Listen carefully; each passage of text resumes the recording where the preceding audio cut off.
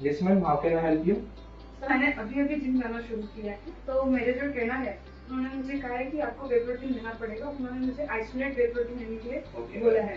तो थोड़ा सा गाइडेंस चाहिए था कि मेरे लिए कौन सा वे प्रोटीन सही रहेगा। ओके, जब बेसिकली हम प्रोटीन की बात करते हैं तो वे जो शब्द है ये मिल्क का डिराइव्ड शब्द है। वे इंडिकेट करते हैं कि मिल्क प्रोडक्ट है। ओके, तो जब हम मिल्क को फाड़ते हैं तो 3 different categories depend on process, किस तरीके से उसको प्रोसेस हुआ है। तो 3 डिफरेंट कैटेगरीज होती है वे प्रोटीन की।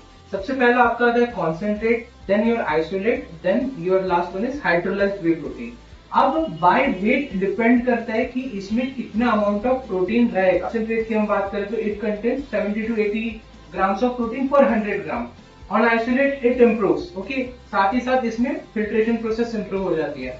जैसे कि अगर आप प्रोटीन स्टार्ट कर लो तो यहाँ पे डिपेंड करता है 2 मेजर फैक्टर्स पे कि आप कौन सा प्रोटीन से स्टार्ट करेंगे। सबसे पहला फैक्टर जो आता है दैट इज योर डाइजेशन। आपको मिल्क डाइजेस्ट होता है या नहीं होता है, ये बहुत मेजर फैक्टर है जो डिसाइड करता है कि आप किस तरीके का प्रोटीन यूज करेंगे। एंड जो फैक्टर आता है दैट इज योर बजट। तो अब पहले फैक्टर की बात करते हैं डाइजेशन। डाइजेशन एक बहुत इंपॉर्टेंट फैक्टर होता है जहां पे एक लैक्टोज इंटॉलरेंट करके टर्म आती है, जहां पे आप मिल्क का जो शुगर है लैक्टोज उसको डाइजेस्ट नहीं कर पाते हो। So in this digestion scenario, you can definitely switch to isolate और hydrolyzed protein, जो कि definitely आपके सिस्टम में डाइजेस्ट होने को बहुत इजी रहेगा।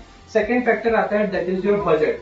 So if you are a regular gym goer और budget is an issue but digestion का कोई भी issue नहीं है, so you can definitely start with the whey protein concentrate or you can either take the blend of the concentrate and isolate, which is the best as per my suggestion. Thank you so much for the information sir. मुझे digestion से related कोई भी issue नहीं है, तो I will go with this blend way protein.